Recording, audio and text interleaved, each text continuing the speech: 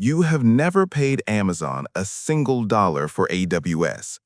But right now, today, you are making Amazon richer every time you open Netflix, every time you stream music, every time you book a flight. You didn't agree to this. Nobody asked you. Over 15 years, three companies built the most profitable toll road in human history, directly underneath the internet you use every day.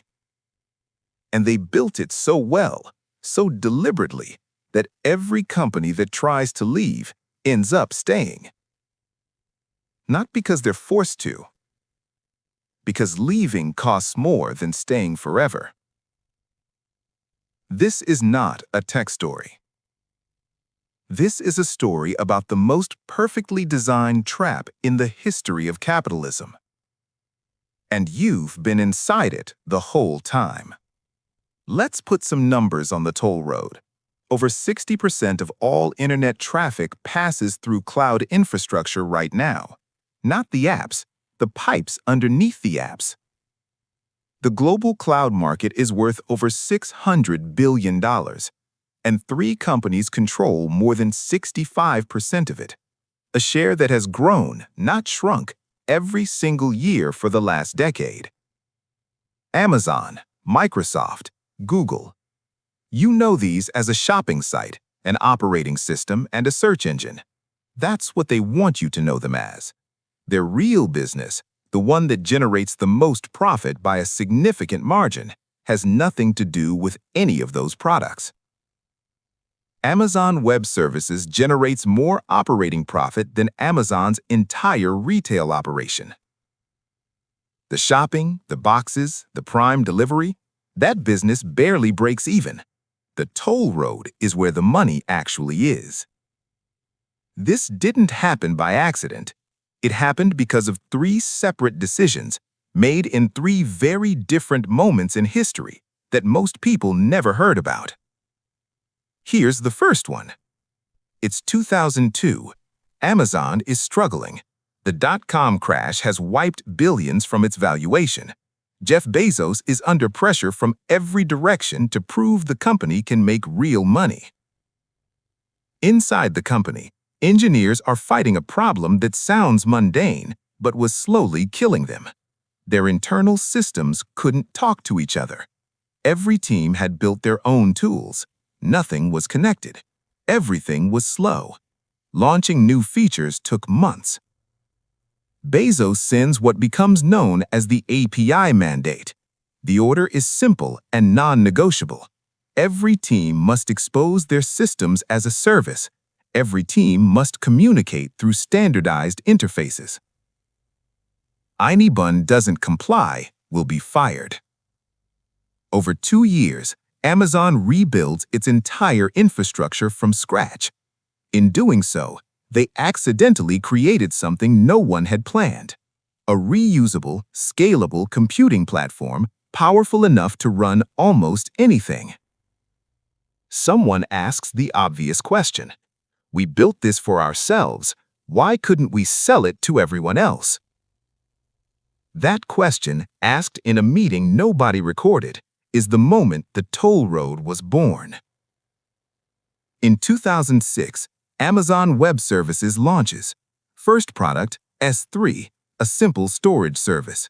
The pitch was almost insultingly straightforward. Pay for only the computing power you use, nothing more. For startups, this was the equivalent of someone handing out free land. Before AWS, launching a tech company meant buying physical servers, renting data center space, hiring engineers just to manage infrastructure, all before building a single product feature. It could cost millions. AWS eliminated all of that. Suddenly, two people in a garage had the same computing power as a Fortune 500 company for a few $100s a month. Netflix migrated to AWS in 2008. Airbnb launched on AWS in 2009. By 2015, the CIA, the United States Central Intelligence Agency, was running classified operations on Amazon servers. The toll road was open, and everyone was using it. Today, AWS generates over $90 billion in annual revenue, more profit than any other division of the most valuable retail company in history. And it's still accelerating. The second lane of the toll road is arguably more durable than Amazon's. By 2013, Microsoft looked like a company that had already peaked. Not financially, they were still printing money, but strategically, they had missed every major shift of the previous decade: mobile, search, social, cloud. Their stock price had barely moved in 13 years. Inside the company, the culture was described by former employees as toxic, bureaucratic, and paralyzed by internal competition. The world had moved on. Microsoft was managing its decline. Then, in 2014, Satya Nadella becomes CEO. He is not a household name. He is not a showman. He makes no dramatic announcements. He sends an internal memo, much like the one Bezos sent in 2002, and begins quietly dismantling everything that had made Microsoft slow. His first act, canceling a $7.2 billion Nokia write-down announcement that was already scheduled. One decision, day one, signaling that the hardware era was over. His thesis was simple. Microsoft's future is not Windows, not Office, not hardware. The future is Azure. What Nadella understood, and what Amazon hadn't fully appreciated yet, was that Microsoft already owned the relationships. Every major corporation on Earth had been running on Windows and Office for 20 years. Their IT departments trusted Microsoft. Their procurement teams had Microsoft contracts. Azure didn't need to win new customers. It needed to be the obvious next step for existing ones. This is the second lane of the toll road, and it's arguably more durable than Amazon's. Because Microsoft's customers don't choose Azure primarily because it's the best cloud platform. They choose it because switching costs are embedded in decades of enterprise relationships. Between 2017 and 2023, Azure grew from 10% of the cloud market to over 23%. The majority of Fortune 500 companies now run on Azure infrastructure. Microsoft's stock increased by over 1,000% in the decade after Nadella took over. Not because of Windows, not because of Xbox, not because of LinkedIn, because of the toll road. The third player in this story is the most revealing of all, because they had the best technology, they had the deepest infrastructure, they had every advantage, and they still lost. Google's cloud story is the most important one, because it proves that the toll road was never about technology, it was about hunger. Google invented the foundational technologies that AWS and Azure are both built on: MapReduce, Bigtable, Kubernetes. The entire modern cloud runs on ideas that originated inside Google. They wrote the manual, they gave it away, and then watched their competitors use it to beat them. So how is Google in third place? Because for most of the 2010s, they simply didn't care enough to win. Google's advertising machine was generating so much money that cloud services felt like a distraction. Why build an enterprise sales force, expensive, slow, unglamorous, when search advertising mints billions per quarter with almost no marginal cost? While Amazon was signing enterprise contracts and Microsoft was retooling its entire organization, Google was building great technology and failing to sell it. They had no enterprise culture, no sales motion. Their engineers considered selling beneath them. In enterprise technology, that attitude is fatal. By 2018, the problem was undeniable. Google hired Thomas Kurian, a legendary enterprise sales executive from Oracle, to fix what the engineers couldn't. Kurian tripled Google Cloud's sales force in 18 months. The mandate: build a sales culture, sign enterprise contracts, compete seriously, for the first time. Google Cloud now generates $35 billion annually, but they are still in third place. And third place in a market this concentrated, where switching costs protect the leaders and punish the challengers, is an extremely uncomfortable position to be in. Which brings us to the part of this story that should concern all of us. Remember what I told you at the beginning. December 7th, 2021. Let's talk about what actually happened inside that server room.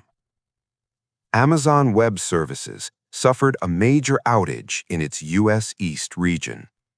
What followed was a cascade that most people never fully understood. Disney Plus went down. Netflix went down. Coinbase went down. Ring doorbells stopped working across America. Roomba vacuums froze mid-clean. Amazon's own delivery drivers lost access to their routing apps and couldn't complete their routes. None of these companies had the same bug. None of them had been hacked. They were all failing for one reason.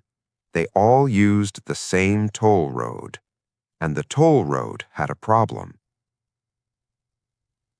The answer was one configuration file in one region operated by one company, and hundreds of businesses and millions of users went dark simultaneously. This is the hidden cost of the toll road. When you centralize the infrastructure of the Internet into 3 private companies, you centralize the failure points too. Every efficiency gain has a corresponding fragility.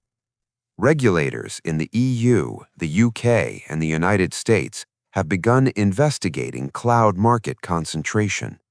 The conversations are early, slow, largely ignored by the mainstream press, but they are happening because December 7th, 2021 will not be the last outage. It will be one of many. Let's return to the toll road, because the most important question isn't how it was built, it's why nobody can dismantle it. You can boycott a product you can see. You can protest a brand you interact with, but you cannot boycott AWS. You have never signed up for it. You have never agreed to its terms. You use it every day, invisibly, through every app on your phone. There is no interface to delete. There is no account to close. The most powerful infrastructure business in human history is also the most invisible. And that invisibility is not an accident. It is the design. The second layer of the trap is switching costs. When a company builds on AWS, migrating to Azure or Google Cloud means rewriting code, retraining engineers, rebuilding integrations, a process that can take years and cost tens of millions of dollars. Most companies run the numbers and conclude that staying is cheaper than leaving, forever. This is not a coincidence. This is the business model. The cloud war is not over, but the outcome is largely determined. Amazon owns the foundation. Microsoft owns the enterprise. Google is competing for the margins. And the rest of the world, every startup, every corporation, every government, is locked into a system they barely understand and cannot easily escape. The toll road is still running. Right now, as you watch this video, it's collecting revenue from Netflix, from Spotify, from Airbnb, from your banking app, from almost every digital service you interact with daily. You didn't agree to fund it. You weren't given a choice, but you've been a passenger on it and paying for your ticket through the subscription fees and service charges of every app built on top of it for the better part of 15 years. 3 companies, $600 billion market, 65% controlled, 1 configuration file away from taking down half the internet.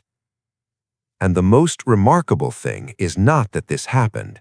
The most remarkable thing is that almost no one in 15 years has managed to build a serious alternative. That tells you everything about how well the trap was designed. Every week on this channel, we pull back the curtain on the hidden systems that run the modern world, the decisions, the strategies, the traps that most people never see. If this video changed how you see the internet, subscribe, not because I'm asking you to, because the next video reveals which of these 3 companies is about to make a move that could break the entire cloud market open. It's not the one you'd expect. Subscribe and you'll be the first to know.